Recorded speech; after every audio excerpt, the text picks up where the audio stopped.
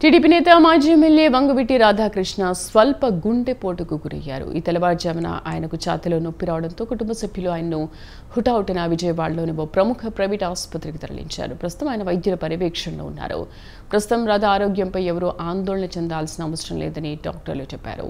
48 గంటల పాటు ఆయన వైద్యుల పర్యవేక్షణలో ఉండాలని తెలిపారు. మరోవైపు రాధా గుండెపోటుకు గురయ్యారనే వార్తతో ఆయన అభిమానులు ఆందోళనకు గురవుతున్నారు. పలువురు ఆయన ఇంటి వద్దకు వెళ్లి వివరాలను కనుక్కుంటున్నారు. రాజకీయ నాయకులు కూడా రాధా ఆరోగ్య పరిస్థితి గురించి ఆరా తీస్తున్నారు. రాధా త్వరగా కోలుకోవాలని ఆకాంక్షిస్తున్నారు.